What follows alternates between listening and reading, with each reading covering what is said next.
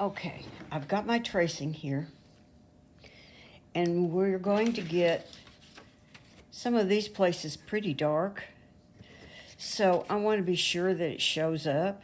So in the places that are going to be really dark, I'm just going over it with um, I'm using a micron pen. This is a brown micron pen. I don't think it has to be brown, just dark. I don't need to go over that line. And also, I didn't draw all this stuff in here as well as I could have, and I left a lot of it out. So I could put some extras in with this if I wanted to. Of course, you could just paint this in, but the thing is that once you get a brush in your hand, it just gets a little bit hard to see. I'm going to add some stuff right here just because I can, and it doesn't need to be accurate and it doesn't need to be great, but just a little bit of busyness because this is pretty ornate. There's a little dividing line there. Oh, and on this side, there should be another row of scallops here, and I left them off. So again, this just goes in the dark areas where you've got these really dark things here. And if you wanted to clean up this little floating thing out there, or maybe it's not really floating. Anyway, you could add a little bit of stuff here just to make the details a little sharper, because this thing's a little hard to paint, quite frankly. So, I might go over a few of those. I wouldn't go over the outside outlines of it. Well, maybe right here where it's in shadow. Maybe I would. A little bit like that. I'd keep this part right down here that touches the water. I keep that pretty weak so that you have a little bit more ability to play with that when you're working with the building in the water. So I'm going to go in and I'm just going to make all these areas a little stronger with the pen. And then after I do that and the pen is dry, I might just even go in and see if I could gently, very gently, maybe take up some of the other marks. I don't know if that's a good idea. Never mind. Don't do what I just said. Okay, bye. Okay, now the painting part.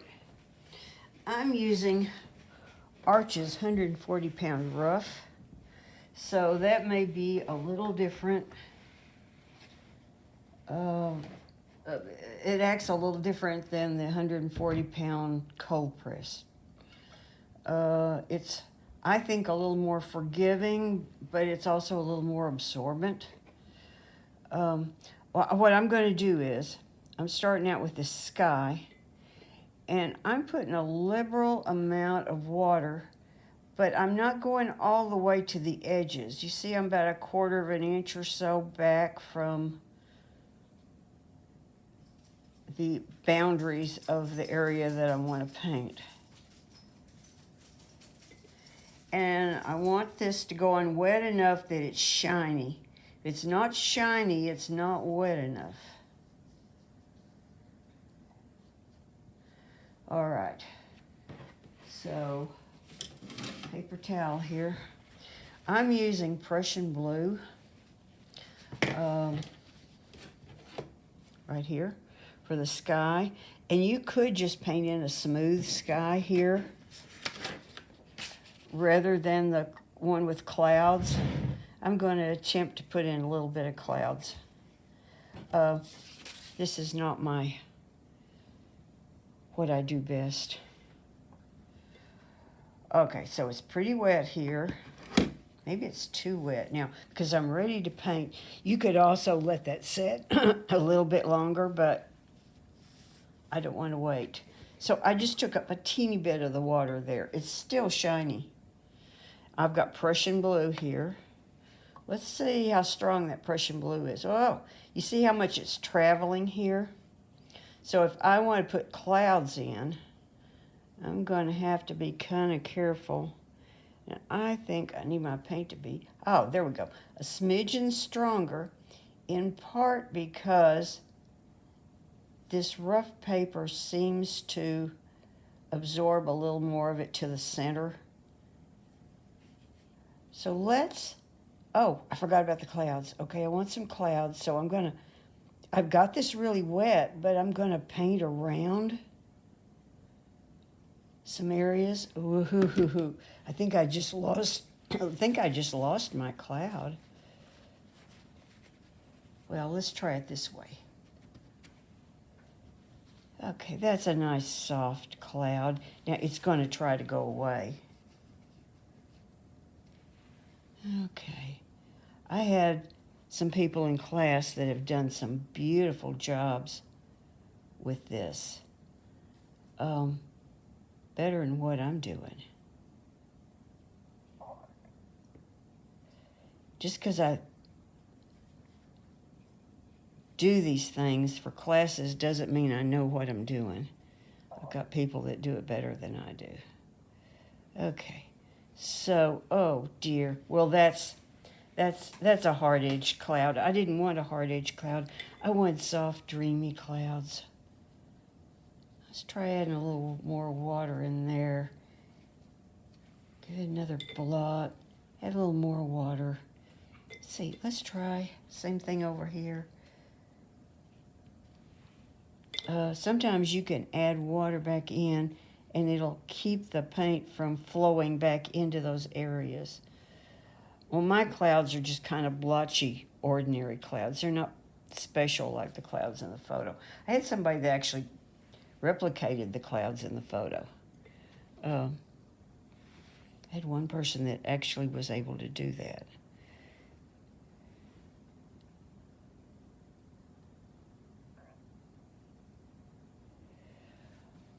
Okay, I'm going to call that all the clouds. There's a dog hair in there too, but it will probably go away. So the thing is that this should get a little bit lighter as we go down.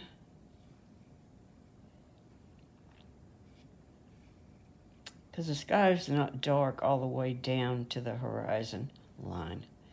So it should get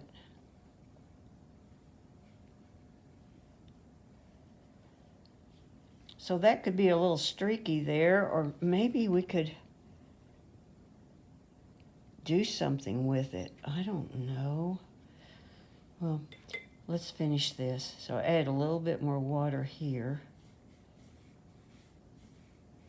I'll just do some horizontal strokes there. And then I've got to pull this all the way down to the tree line. Or if I want to, I can go ahead and get some of that blue over the tree line. I think that's probably my best choice, is just go ahead and kind of combine it. Because those trees, you know, blue and yellow will make green. So, that looks like a storm's coming in mine. And it might be coming in mine. I forgot about these. Okay, here's the thing. You've got a little section over here that you could do, you know, if you want to do the full picture. And if you did that, you might get a little bit of practice in if you did these before those. You know, see, I've got a dark edge there, but I'm not going to mess with it now. I'm going to live with it. Actually, I have a way of improving on it later, but it needs to dry first. So, see, I could have practiced over here. It's not a whole lot of good practice. Or you could practice on a scrap. Yeah, that does look like a storm coming. You know, this is supposed to be some kind of meditation place or something in India. And I I think it'd be real funny if it has storms. I guess it does, like every place else. You shouldn't have storms where you meditate. Oh, see, that looks pretty good, but it's going to come in with that hard edge. It's going to start looking real funny here in a minute. So what I'm going to do is drop a little bit of clean, almost clean, water in there to fill it in so that the paint won't rush in there. Kind of like my little storm. Okay, so we've done that. Now we're going to do the water. And so for the water, I have some yellow ochre here. That'll work. You need a yellow that is kind of on the murky side. Yeah. Okay. And this is it. I think you might could get away with mixing a little raw sienna with some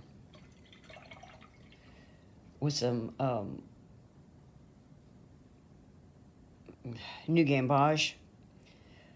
So what I'm going to do is I'm going to take the tiniest bit of Prussian blue and mix it in a little bit at a time until I achieve, I've almost achieved it right there, until I achieve I don't want to get that yellow back in over there, okay, till I achieve kind of that color that's on the bottom. Oh, the whole thing looks like there's a rainstorm. All right. Not everybody can create a rainstorm. Okay.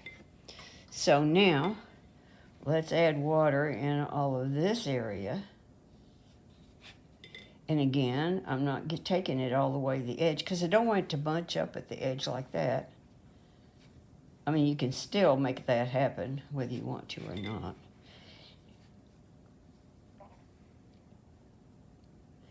And this little thing that the thing is sitting on, I'm going to maybe get a little bit of water overlapping part of that because I don't want that to look too rigid. All right, so we got quite a bit of water out here. And so let's just plop some color in there. Now, the darkest part, well, this is pretty pale in here, so I better be careful and make sure that I don't get it too dark. But if I get it dark, that'll be interesting too. Whoa, okay, that's darker than I meant. Well, what do I do about that? Well, let's just add a little more water and spread. Let's just take some of that and spread it over here. Okay. Now I want to get it up to the edges. I don't want to wait until later. I've got to get it up to the edges now. And there's kind of a shoreline there too that I don't know if I've got in the drawing, but whatever, I'm going to make a new shoreline right there. And we got water back in behind there. Okay.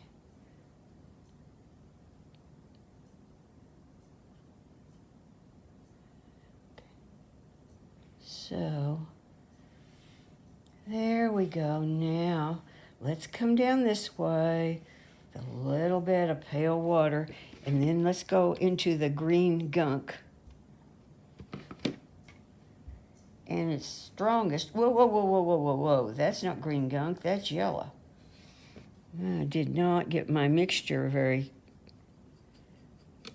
well done, and now I have a mess. See, I have all kinds of mess in here. Oh, well. That's strong. That's not, the color is okay there, but it is strong. And then I have this mess over here. I think I'll squeeze my brush out, pull some of that up, and I better get some color in there really fast so that I don't have a funny thing going on. You know, I mess up so you'll know how to fix it when you do. Ha ha ha. Okay, let's bring that on up this way. Now see, this has to be really, really wet, because if it wasn't really wet, that would make back runs. So you need a really wet area there.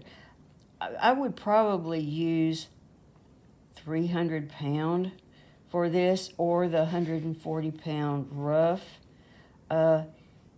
You might have a little bit more of a battle with 140 pound arches. This doesn't match the other side perfectly. You know, I don't know if that matters.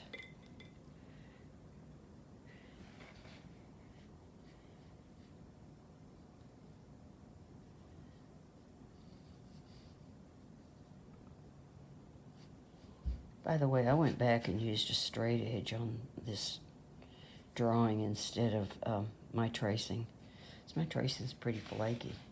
So there we go. We've got some of the, I think this is wet enough. I can play back up that way just a little bit. Looks like it's pretty still water today. No wind. No wind in India. Okay. Now again, you could have practiced over here. That's all water over here. Gee, why didn't I warm up over here? Well, let's just, oh, okay. My water's a little bit yellow-green. So let's just go a little bit of pressure and spread it out. See, this is getting pretty pale. Oh, I had a drop of water hit over here. Well, that'll be interesting. A circular cloud. Looks man-made to me. And then I can come down. Let's pull up a little bit of that color there. And let's pick up a little bit of the green. Go up this way. There we go. See, that kind of thing. I think it's too late. Yeah, it's too late to do anything with that. Or right now. Gee, looks like an explosion. You know what? I got out of place here. I hope I haven't been off camera the whole time. Okay. So, there's that. Then I'm going to show you the last part of getting this ready for next week. And that is just some Quinn Gold. Really strong Quinn Gold. Okay, and you're going on dry paper because you want to keep this Quinn Gold really strong.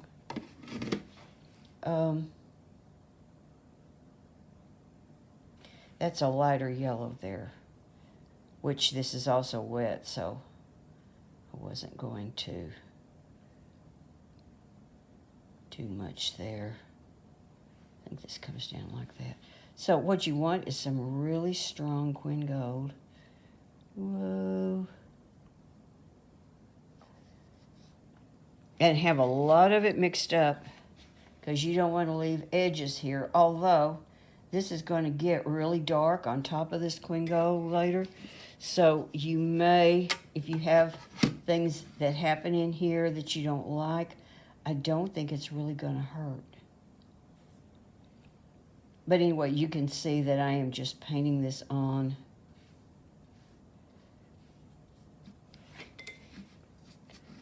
I'm attempting to get this extended before it starts to dry so that I don't get any really strange looking edges. And I probably could use a brush with a finer point on it to fix some of these areas if I was really on top of my game here. There's a highlight on the side of this.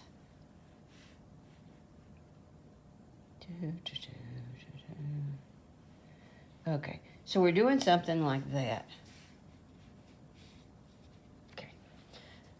There's a lot of nothing up here at the top. So after that, hush, Sophie. After that, you're gonna do both sides of this with the Quinn Gold and the water over here, and then you stop